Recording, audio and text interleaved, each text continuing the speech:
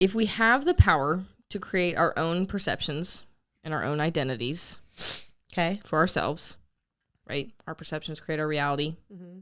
We have our own identities. What people perceive is going to be up to them. Like for ourselves, Mm-hmm. why do we hold on to bad qualities or traits?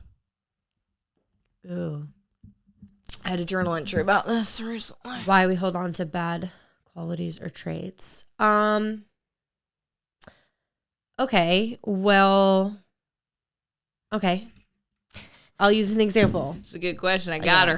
Yeah. I got her. So I guess that does kind of tie into like what I said. So how do I kind of Well, it doesn't okay, necessarily tie in, but I think it connects very well. It does. I mean, like, I think that to a certain degree, as much as I'm the type of person to say, like, I mean, let's be honest, I don't really give a fuck if people don't like me or not.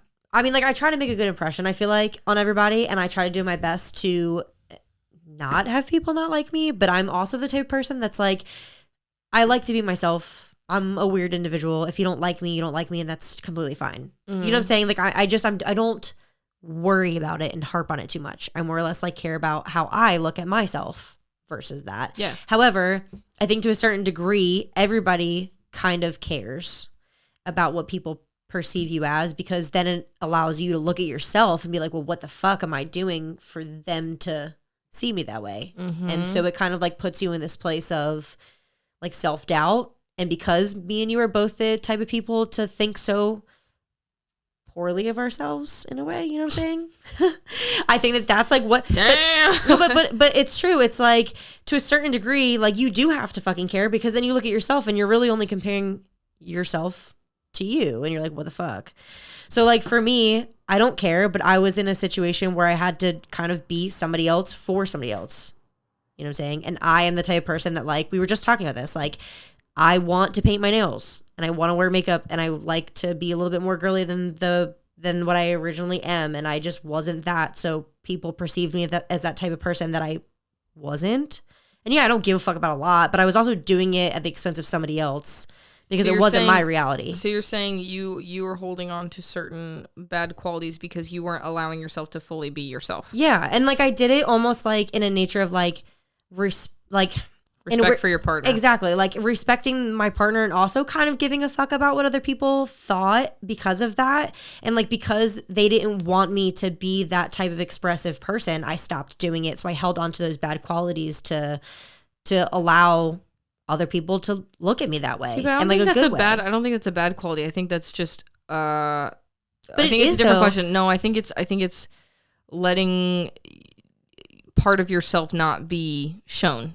Because of the, I don't think like I'm talking about bad qualities, like things that are just like, why do I do this thing? Well, why do I have this, like your inability to focus? Okay, so why not just fix it? Why not just identify as somebody who's a focused individual and start acting in accordance with that? Because it's not that fucking easy. It ain't that fucking easy.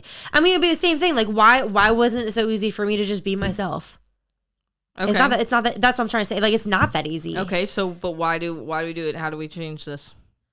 Why it's not like you're gonna wake up? I mean, listen, you can wake up one day and you can just flip a switch, but it's not gonna take that. It's not gonna take a night to change into that. Sure, but I think I have theories on this. I think humans are naturally we're problem solution. I think that in some ways we always keep around things that we need to continue to work on. Yeah. So I think that there are certain things that almost like we have this problem with ourselves that we have to continue to work on just for the sake of having something to continue to work on. And to a certain degree. These are just theories. And then, two, I think that there's also a level of, as time goes, right, finding your purpose, being comfortable in who you are, earning respect for yourself, becoming somebody that you can be proud of, like really growing into your own person. Mm-hmm. I think before that, one, you may not even recognize them as bad qualities, right? Mm-hmm. And then two, I think there's also a level of feeling as though you don't deserve the good, right? Like you don't deserve to have the full expression of who you could be because you don't feel as though you deserve to be that. Right. You deserve to be where you are right now. Right. Those are all my theories.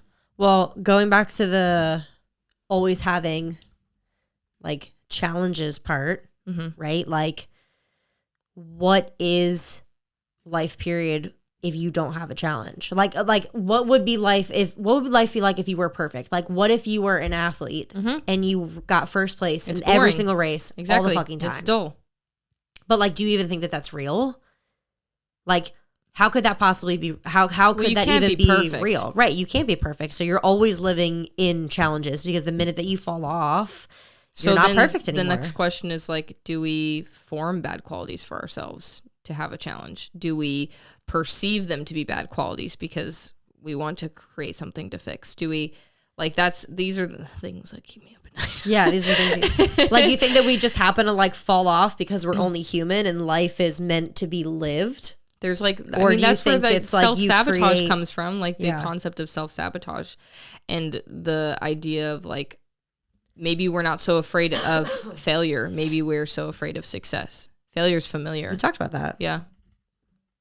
I don't really know. I don't really know if people are afraid of success. I think that people, I just don't know if people know how to push that hard through failures to see success. I think that people are, like, I think that people are unfamiliar with it. I think that some people think it's not possible. I think that some people almost are just like, there is, and because I felt this, it's almost like there's no way it could be easy. There's no way I could actually do this. There's no way that I actually deserve something like good like this. There's no way I should actually feel this way. Life is supposed to feel this way. It's supposed to feel this good. Yeah. It's like, yeah, it is. Like, if you hear somebody like, oh, fuck, who was it? I literally just heard something like this, and they got first place at a race, and it was their first place ever. I just heard this on a podcast somewhere, and they were like, and now what?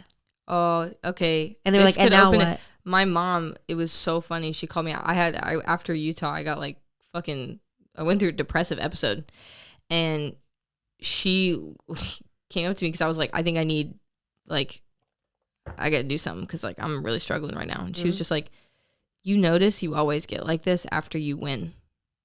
It wasn't you that I was talking about. However, you did do the same thing. Yeah, but that's why like, you literally got first place, and you were like, okay, now what? I was dull. It was like the most. It's like an adrenaline dump. Yeah, because it was almost like, in my mind, it's like, me, how could I go through this hard thing and come out first? And you like didn't even celebrate your win, which was so aggravating because I was like, why are you not celebrating yourself?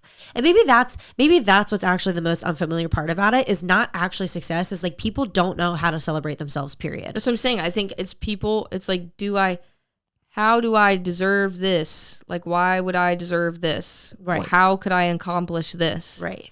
You know? Yeah. And I think this has nothing to do with it, but I'm just going to throw this out there. I think that that's a huge reason why putting yourself in a position to have community around you, no matter what you're doing, is so important, because they're the type of people, or they will be the people who you surround yourself with, is going to be the people that teach you how to celebrate yourself.